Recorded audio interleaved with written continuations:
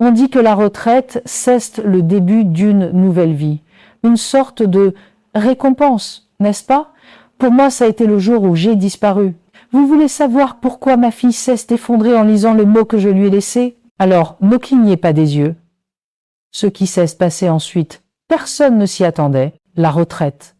Le mot lui-même sonne comme des vacances permanentes, n'est-ce pas?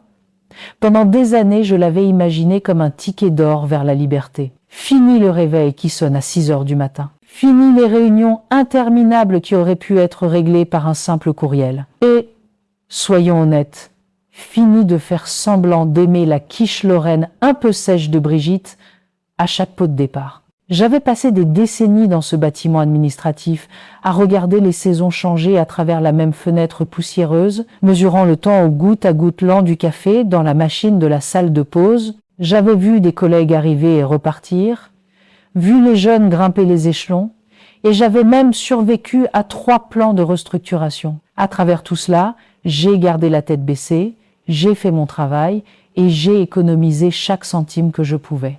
Je n'étais pas du genre à me faire remarquer, mais j'étais fiable, le genre de personne qui avait toujours un parapluie de secours et se souvenait de l'anniversaire de tout le monde. Alors, me voilà, le dernier jour, en train de vider mon bureau. C'était un sentiment étrange, un mélange de fierté et de nervosité. Mes collègues m'avaient organisé une petite fête avec un grand fraisier sur lequel était écrit « Bonne retraite, Martine » en glaçage rose. Il y a eu des accolades, quelques larmes et beaucoup de promesses de rester en contact. Jay sourit pour les photos, acceptait une carte remplie de signatures et de vœux de bonheur, et Jay essayait de ne pas penser à quel point tout cela semblait définitif. Mon bureau, autrefois encombré de dossiers et de notes autocollantes, était maintenant nu. Juste quelques cartons à emporter, et puis la liberté. En sortant de cet immeuble pour la dernière fois, je me suis sentie plus légère que je ne l'avais été depuis des années. Le soleil brillait, l'air était vif, et pour la première fois depuis longtemps, j'étais excitée par ce qui allait suivre. Jay conduit jusqu'à la maison, les fenêtres ouvertes, chantant à tue-tête à la radio comme si j'avais à nouveau 20 ans. Ma petite maison semblait particulièrement accueillante cet après-midi-là. Jay garait la voiture, attrapait ma mallette et le dernier de mes cartons de bureau, et je me suis dirigée vers la porte d'entrée. J'étais prête à célébrer, prête à partager ce nouveau chapitre avec ma fille, Émilie, la personne pour qui j'avais travaillé si dur pendant toutes ces années. Dites-moi, quel âge avez-vous? Et de quel coin de France ou du monde m'écoutez-vous? Gagne bien savoir à qui je parle. Émilie attendait dans le salon, les yeux rivés sur son téléphone. Elle a à peine levé les yeux quand je suis entrée, mais ça ne m'a pas dérangée. Elle a 28 ans, elle est occupée par sa propre vie, je sais ce que c'est. Jay posait ma mallette avec un petit geste théâtral, espérant qu'elle remarquerait l'excitation dans mes yeux. « Eh bien, ça y est, dis-je, en essayant de garder ma voix légère. Je suis officiellement à la retraite. » Elle a levé les yeux, son expression indéchiffrable. Pendant une fraction de seconde, j'ai cru voir une lueur, de la fierté peut être, ou du bonheur. Mais elle a levé les yeux au ciel et a poussé un soupir qui semblait venir du fond de sa poitrine. « Et alors? Qu'est-ce que tu vas faire maintenant ?» dit-elle, son ton glacial. « Rester assise ici toute la journée ?» Elle a marqué une pause et a ajouté « Franchement, maintenant que tu ne travailles plus, tu pourrais tout aussi bien mourir. Tu es une bonne qu'à payer, vieille bique. » Je me suis figée. Les mots flottaient dans l'air, lourds et venimeux. Jay essayait d'en rire, pensant qu'elle plaisantait, mais son visage était de marbre, sérieuse. Mon cœur battait à tout rompre dans ma poitrine, et pendant un instant, je n'ai pas pu respirer. J'avais toujours su qu'Émilie pouvait être directe. Elle avait hérité de mon côté têtu, après tout. Mais là, c'était autre chose. C'était cruel. Vous avez déjà reçu un coup de poing en plein cœur de la part de votre propre enfant? Laissez-moi vous dire que ça pique d'une manière que rien d'autre ne peut égaler. Je suis restée là, ma mallette à la main, comme si le sol venait de s'effondrer sous mes pieds. Toutes ces années à travailler tard, à sauter des vacances, à économiser sou après sou pour qu'elle puisse avoir les choses que je n'avais jamais eues. Tout a défilé devant mes yeux. Je me suis souvenu des nuits où je veillais en m'inquiétant des factures, des matins où je me levais tôt pour lui préparer son petit déjeuner avant l'école, des sacrifices que j'avais faits pour qu'elle puisse faire son école de commerce sans s'endetter. J'avais tout fait pour elle. Et maintenant, debout dans mon propre salon, je me sentais comme une étrangère dans ma propre vie. Je voulais dire quelque chose, n'importe quoi, pour briser la tension. Peut être une blague, peut être un rappel de tout ce que nous avions traversé ensemble. Mais les mots ne venaient pas. Au lieu de cela, je suis juste restée là, retenant mes larmes, essayant de comprendre ce qui venait de se passer. Était-ce vraiment comme ça que ma retraite allait commencer? Était-ce pour cela que j'avais travaillé si dur? Émilie est retournée à son téléphone, ses pouces volants sur l'écran. Je l'ai regardé un instant, cherchant un signe de la petite fille que j'avais connue, celle qui courait dans mes bras après l'école, qui me suppliait de lui lire juste une histoire de plus avant de dormir. Mais elle avait disparu, remplacée par une femme que je reconnaissais à peine. Jay portait ma mallette à l'étage, chaque marche plus lourde que la précédente. Dans ma chambre, je me suis assise sur le bord du lit et Jay laissait les larmes couler. Je me sentais idiote d'avoir attendu une célébration, d'avoir pensé que ce jour serait pour moi. J'avais passé ma vie à faire passer les autres en premier. Et maintenant, au bout du compte, j'étais seule. Mais alors que j'essuyais mes yeux et regardais ma chambre silencieuse, un nouveau sentiment a commencé à poindre. Peut être, juste peut être, que c'était ma chance de me faire passer en premier, enfin. Peut être que la retraite n'était pas la fin. C'était le début. Et peut être, juste peut être. Que j'étais sur le point de découvrir qui j'étais vraiment quand je n'étais pas occupée à être tout pour tout le monde. Mais d'abord, je devais trouver quoi faire à propos d'Émilie. Parce qu'une chose était certaine, je n'allais pas laisser ces mots définir le reste de ma vie. Pas maintenant, jamais. Je vais être honnête avec vous. Après les mots d'Émilie, j'ai passé quelques jours dans le brouillard. J'irais dans la maison, me faisant du café que je ne buvais pas, fixant la télévision sans vraiment la voir. Je n'arrêtais pas de rejouer cette scène dans ma tête, me demandant si j'avais mal entendu, ou si peu. Être j'avais fait quelque chose pour mériter ça. Mais plus j'y pensais, plus je réalisais que j'étais fatiguée. Fatiguée d'être prise pour acquise. Fatiguée d'être le distributeur automatique de billets de la famille. Fatiguée de sentir que ma seule valeur résidait dans mon compte en banque. J'avais passé ma vie à m'assurer que tout le monde était à l'aise. Et où cela m'avait-il mené, seule dans ma propre maison avec une fille qui ne me voyait que comme un portefeuille sur pattes. Maintenant, j'aurais pu pleurer, j'aurais pu supplier, j'aurais pu essayer d'en parler ou peu, être même lui faire un bon vieux chantage affectif. Mais la vérité, c'est que Jen avait assez du drame, assez de la déception, assez d'attendre que quelqu'un d'autre m'apprécie. Alors, Jay fait ce que n'importe quel retraité avec un peu de dignité et un sens du drame ferait. Jay décidait de disparaître. Pas de manière tragique à appeler la police? Non. Plutôt de la manière « Voyons comment tu te débrouilles quand je ne suis plus là pour réparer tes bêtises ». D'abord, je suis devenue pragmatique. Je me suis assise à la table de la cuisine avec une tasse de café bien serrée et un bloc-notes et j'ai commencé à faire une liste. Annuler toutes les cartes de crédit à son nom. Fait. Retirer mon nom du compte joint. Fait. Appeler le notaire et faire retirer mon nom de l'acte de propriété de la maison. Fait. Jai même appelé l'opérateur téléphonique et Jai fait mettre l'abonnement internet et le câble au nom d'Émilie. Qu'elle profite de la musique d'attente interminable pour une fois. C'était étrangement satisfaisant, comme nettoyer un placard qu'on évite depuis des années. Chaque fois que je cochais quelque chose sur ma liste, je me sentais un peu plus légère, un peu plus en contrôle. Ensuite, la partie la plus difficile, faire mes valises. Je n'ai pas pris grand-chose, juste une valise de vêtements, mes livres préférés et quelques photos de famille qui me faisaient encore sourire. Jay laissait le reste, y compris le service en porcelaine de Limoges qu'Émilie ne m'a jamais laissé utiliser, et le vase affreux que son père avait acheté lors d'un voyage d'affaires. Je me suis dit que si elle voulait la maison si désespérément, elle pouvait l'avoir, avec toute la poussière. Mais avant de partir, je savais que je devais dire quelque chose. Pas un long discours dramatique. Juste un mot.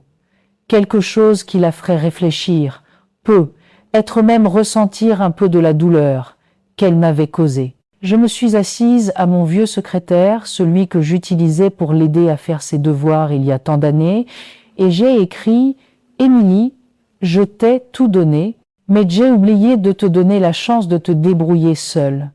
Maintenant, c'est ton tour. Prends soin de toi. » Maman. J'ai plié la note et je l'ai laissée sur la porte de sa chambre, là où elle la verrait. Et avant que vous me demandiez, non, ce n'était pas juste ma fameuse recette de bœuf bourguignon, bien que j'ai envisagé de la laisser juste pour la faire mariner. Sortir de cette maison pour la dernière fois était surréaliste. Je m'attendais à moitié à ce qu'Émilie descende en courant, s'excusant, me suppliant de rester, mais la maison était silencieuse. Juste le bourdonnement du réfrigérateur et le bruit lointain de la circulation dehors. Jay fermait la porte derrière moi et Jay prit une profonde inspiration. Pour la première fois depuis des années, je me sentais libre. Je n'avais pas de grand plan. Je savais juste que j'avais besoin de partir, de me vider la tête et de comprendre ce que je voulais du reste de ma vie. Jay prit une chambre dans un petit hôtel-restaurant en périphérie de la ville, le genre avec des serviettes rêches et un distributeur de boissons dans l'entrée. Ce n'était pas luxueux, mais c'était à moi. Jay passait la première nuit à manger un plat du traiteur asiatique et à regarder de vieux films, me sentant à la fois terrifiée et exaltée. J'attendais que le téléphone sonne, qu'Émilie appelle pour exiger de savoir où j'étais. Mais le téléphone est resté silencieux. Le lendemain matin, je me suis levée tôt et je suis allée me promener. L'air était vif, le ciel d'un bleu éclatant. J'avais l'impression de voir le monde pour la première fois depuis des années. Je me suis arrêtée dans un bistrot pour le petit déjeuner et la serveuse m'appelait ma petite dame en me resservant du café. Jay discutait avec quelques habitués au comptoir, riant de leurs histoires et partageant quelques-unes des miennes. Pour la première fois depuis longtemps, je me sentais comme une personne, pas seulement un portefeuille. Au fil des jours, j'ai commencé à trouver une nouvelle routine. J'ai lu des livres, fait de longues promenades et j'ai même essayé de peindre. J'ai appelé une vieille amie du lycée et nous nous sommes vus pour déjeuner, nous remémorant le bon vieux temps et faisant des projets pour l'avenir. Jay commençait à me souvenir de qui j'étais avant de devenir maman et la banque. J'avais toujours peur, bien sûr, peur d'être seule, peur de ce que l'avenir pourrait réserver, mais j'étais aussi excitée. Excitée de voir ce que je pouvais faire, qui je pouvais devenir, maintenant que je vivais enfin pour moi. Mais de temps en temps, je pensais à Émilie. Je me demandais ce qu'elle faisait, comment elle s'en sortait sans moi pour la renflouer. Je me demandais si je lui manquais, ou si c'était juste mon carnet de chèques qui lui manquait. Je me demandais si elle avait lu ma note et si cela l'avait fait pleurer. J'espérais, d'une petite manière, que ma disparition serait l'électrochoc dont elle avait besoin. Parce que parfois, la seule façon d'être vue est de sortir de la lumière et de laisser l'autre trouver son propre chemin. Et alors que je sirotais mon café dans cette petite chambre d'hôtel, j'ai réalisé quelque chose d'important. Je ne fuyais pas. Je courais enfin vers quelque chose, moi-même. J'avoue que la première semaine a été terrifiante. J'avais 62 ans, j'étais seule, et soudainement libre d'une manière que je n'avais pas connue depuis mon adolescence. Il y a un silence étrange qui s'installe quand on est seul après tant d'années de bruit. Personne ne vous appelle, personne ne demande ce qu'il y a pour le dîner. Personne n'a besoin d'un trajet en voiture, d'un chèque ou d'une épaule pour pleurer. Au début, ce silence ressemblait à une punition, un écho froid de tout ce que j'avais perdu. Mais au fil des jours, j'ai commencé à réaliser que c'était en fait un cadeau. Une toile vierge qui attendait que je prenne les pinceaux. Bien sûr, je n'avais aucune idée de quoi peindre. J'avais passé tellement de temps à vivre pour les autres que j'avais oublié ce que j'aimais faire. Alors, j'ai commencé petit. Jay fait de longues promenades dans le quartier, laissant mes pieds errer où il voulait. Jay trouvait un petit parc avec un sentier de randonnée et sur un coup de tête, Jay décidait de l'essayer. La première fois que je suis arrivée au sommet de la colline, j'ai senti le vent dans mes cheveux et j'ai ri toute seule. Je me sentais forte, vivante. Je sentais que juste peut être, je pouvais y arriver. Ensuite, je me suis inscrite à un club de lecture à la bibliothèque municipale. Je n'avais pas lu pour le plaisir depuis des années. trop occupée, trop fatiguée, trop distraite, mais assise dans ce cercle d'inconnus, à parler d'histoires, de personnages et de rêves, j'ai senti une étincelle que je n'avais pas ressentie depuis des lustres. Nous avons ri, nous avons débattu, nous avons partagé des secrets autour d'un café et de biscuits. Je me suis fait des amis, de vrais amis, pas seulement des gens que je connaissais parce que nos enfants allaient à la même école. Pour la première fois depuis des décennies, je vivais pour moi. Et puis, comme je me disais que je n'avais plus rien à perdre, j'ai essayé les sites de rencontres en ligne. Alors là, laissez-moi vous dire que c'était une aventure. J'ai créé un profil, retraitée et mystérieuse, j'ai écrit juste pour voir ce qui se passerait. Il s'avère qu'il y a beaucoup de gens qui cherchent quelqu'un qui a un peu vécu, qui a des histoires à raconter et quelques rides du sourire pour le prouver. J'ai eu quelques rendez-vous, certains bons, d'autres terriblement mauvais. Un homme a passé tout le dîner à me parler des chats de son ex-femme. Un autre a essayé de m'impressionner avec des tours de magie et a failli mettre le feu à la nappe. Mais ça m'était égal. Pour la première fois, je sortais pour m'amuser, pas pour un avenir. J'apprenais à profiter du moment, à dire oui à de nouvelles expériences, à me laisser surprendre. Pendant ce temps, à la maison, Émilie devait affronter le monde sans mon filet de sécurité. Je l'ai su par la bande. Des amis communs, des voisins, même le facteur qui avait toujours eu un faible pour moi.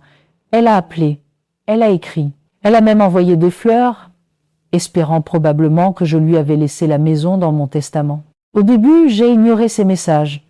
J'avais besoin d'espace, et je voulais qu'elle ressente le poids de ses propres choix. Mais au fil des semaines, son ton a changé. Les messages vocaux en colère se sont transformés en excuses larmoyantes. Les textos sont passés de « Où es-tu » à « Tu me manques, maman ». Elle cesse même présenter à mon ancien club de lecture pour demander si quelqu'un m'avait vu. Ils ne m'avaient pas vu, mais ils lui ont dit que j'allais très bien. Je mentirais si je disais que ça ne me faisait pas mal de la savoir en difficulté. Je suis mère, après tout. Cesse dans mon sang de vouloir arranger les choses, d'intervenir et de tout améliorer. Mais je savais au fond de moi que c'était quelque chose qu'elle devait traverser. Elle avait passé sa vie à s'appuyer sur moi, s'attendant à ce que je la rattrape à chaque fois qu'elle tombait. Maintenant, elle devait apprendre à se tenir sur ses deux pieds. Ce n'était facile pour aucune de nous deux, mais parfois les leçons les plus difficiles sont celles qui comptent le plus. Quant à moi, j'ai continué à explorer. J'ai pris un cours de peinture à la maison de quartier et j'ai découvert que j'avais un certain talent pour les paysages. Je suis devenue bénévole au refuge pour animaux, promenant des chiens et nettoyant des cages, et j'y ai trouvé un but que je n'avais pas ressenti depuis des années. J'ai même commencé à tenir un journal notant mes pensées, mes rêves et mes peurs. C'était désordonné, c'était honnête et c'était tout à moi. Un après-midi, assise dans un petit café à siroter un café et à regarder le monde passer, j'ai réalisé que je ne m'étais pas sentie aussi sereine depuis très très longtemps. Je n'étais pas riche, je n'étais pas célèbre, et je n'étais certainement l'idée que quiconque se faisait d'une réussite. Mais j'étais heureuse, j'étais libre. Je vivais ma vie selon mes propres termes. Bien sûr, il y avait des moments de doute, il y avait des nuits où la solitude s'insinuait, où le rire d'Émilie, où le confort d'une routine familière me manquait. Il y avait des jours où je me demandais si j'avais fait une terrible erreur, si j'avais tout jeté pour une chance à quelque chose qui pourrait ne jamais arriver. Mais alors je me souvenais du regard de ma fille ce jour-là, de la brûlure de ses mots, et je me rappelais pourquoi j'étais partie. Je méritais mieux que d'être le plan de secours de quelqu'un, je méritais d'être vue, d'être appréciée, d'être aimée pour qui j'étais, pas seulement pour ce que je pouvais donner. Alors, j'ai continué à grandir, j'ai continué à vivre. Et alors que les semaines se transformaient en mois, j'ai réalisé que la peur et l'excitation sont vraiment les deux faces d'une même pièce. Chaque nouvelle aventure, chaque nouvel ami, chaque nouveau jour était une chance de recommencer, de devenir la personne que j'avais toujours voulu être. Et quelque part en chemin, je me suis trouvée, pas la mère, pas le portefeuille, pas la vieille bique que ma fille m'avait autrefois appelée, mais la femme que j'étais toujours censée être. Indépendante, résiliente, moi, sans excuse. Le temps a une drôle de façon d'adoucir les angles les plus vifs. Les semaines se sont transformées en mois, et le monde a continué de tourner. Même en me construisant une nouvelle vie, j'ai trouvé un rythme dans mes journées. Promenade le matin, après-midi à la bibliothèque, soirée à peindre ou à partager des histoires avec de nouvelles amies. J'apprenais à apprécier ma propre compagnie, à savourer les moments calmes, à croire que je pouvais gérer ce qui allait suivre. Mais même en devenant plus forte, une partie de moi aspirait à clore ce chapitre, à trouver une sorte de paix avec Émilie. Elle me manquait, tout simplement. Pas la version d'elle qui m'avait blessée, mais la fille que j'avais élevée. Celle qui me glissait la main dans la mienne au supermarché, qui riait de mes blagues nulles, qui croyait que je pouvais tout réparer avec un câlin et une tasse de chocolat chaud. C'est un jeudi pluvieux que j'ai finalement accepté de la voir. Elle me contactait depuis des semaines, appels, textos, même une lettre manuscrite dans son écriture soignée et arrondie. Chaque message était plus doux que le précédent, moins en colère, plus honnête. Elle ne demandait pas d'argent, elle ne demandait pas d'aide, elle demandait juste à me voir. Alors, j'ai dit oui, nous avons choisi un petit café, à mi-chemin, entre chez elle et mon nouveau chez moi, un endroit calme, avec des tasses ébréchées et l'odeur du pain frais dans l'air. Je suis arrivée en avance, nerveuse, et j'ai commandé une théière. Je regardais la porte, espérant à moitié qu'elle vienne, craignant à moitié qu'elle ne vienne pas. Quand elle est enfin entrée, j'ai à peine reconnu ma fille. Elle semblait plus âgée, peu, être plus sage, définitivement plus humble. Il y avait une lourdeur dans ses yeux, mais aussi une sorte de détermination que je n'avais jamais vue auparavant. Elle m'a repéré et a hésité, puis a traversé la salle d'un pas lent et prudent. Pendant un instant, nous sommes restés là, sans savoir comment commencer. Puis elle a fouillé dans son sac et en a sorti un morceau de papier froissé, ma note, celle que j'avais laissée sur sa porte tous ces mois auparavant. Elle était tachée de larmes, les bords usés à force d'être dépliés et repliés. Elle me l'a tendue, ses mains tremblant juste un peu. « Je l'ai lu 100 fois, dit-elle, sa voix à peine plus qu'un murmure. Je ne comprenais pas au début. J'étais tellement en colère. Je pensais que tu m'abandonnais. Mais maintenant, je comprends. Vraiment. » Jai baissait les yeux sur la note, me souvenant de la nuit où je l'avais écrite. J'avais été si sûre, si résolue, mais aussi si effrayée. Je voulais qu'elle sache que je l'aimais, mais j'avais aussi besoin qu'elle comprenne que l'amour n'était pas la même chose qu'une sauvetage. Que parfois, la meilleure chose à faire pour quelqu'un est de le laisser comprendre les choses par lui-même. Jay relut les mots comme si je les voyais pour la première fois. Je t'ai tout donné, mais j'ai oublié de te donner la chance de te débrouiller seule. Maintenant, c'est ton tour. Maman. Nous nous sommes assises et pendant un long moment, aucune de nous n'a parlé. La pluie tapait contre les vitres, un rythme doux et régulier. Finalement, Émilie a rompu le silence.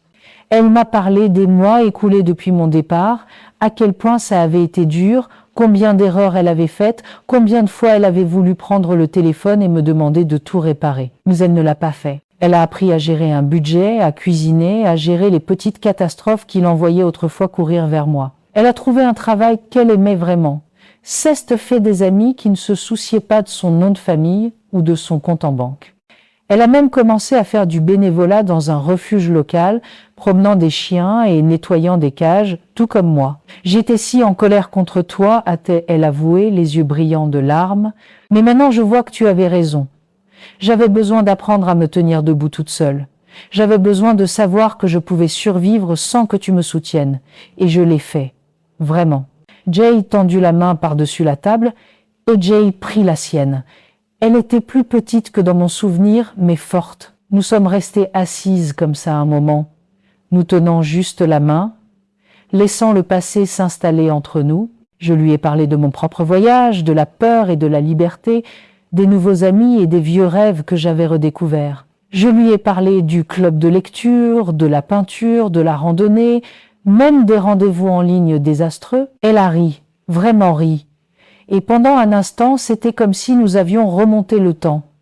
Nous nous sommes serrés dans les bras, là, au milieu du café, et nous avons pleuré toutes les deux. Pas les larmes amères et en colère d'avant, mais le genre qui lave les choses. Pour la première fois, nous nous voyons non pas comme un portefeuille et une assistée, non pas comme une martyre et un fardeau, mais comme deux femmes, apprenant toutes les deux à vivre. Nous avons parlé pendant des heures, partageant des histoires, faisant des projets, promettant de faire mieux. Nous n'avons pas prétendu que tout était parfait. Nous n'avons pas balayé la douleur sous le tapis, mais nous l'avons affrontée ensemble, honnêtement, courageusement, à cœur ouvert. En quittant le café, la pluie s'était arrêtée et le soleil perçait à travers les nuages.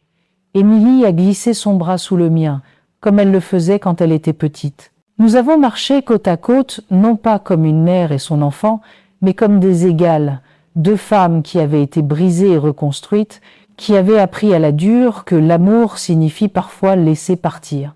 Avec le recul, Jay réalisait que cette note avait tout changé, pas seulement pour Émilie, mais pour moi aussi. C'était un rappel que l'amour ce n'est pas de tenir quelqu'un si fort qu'on l'étouffe, cesse de lui donner l'espace pour grandir, pour trébucher, pour trouver son propre chemin. Cesse de faire confiance au fait que peu importe à quel point on s'éloigne, on peut toujours retrouver le chemin l'un de l'autre. Et alors que nous marchions dans cette journée qui s'éclaircissait, je savais que nous étions toutes les deux prêtes pour la suite. Ensemble, mais aussi enfin. Chacune selon nos propres termes. Alors que feriez-vous si vous pouviez tout recommencer? Disparaîtriez-vous ou vous battriez-vous pour être vu? Si cette histoire vous a fait rire, pleurer ou simplement réfléchir à 2 fois vos propres plans de retraite, abonnez-vous. Parce que la vie ne s'arrête pas à la retraite. C'est là qu'elle devient intéressante.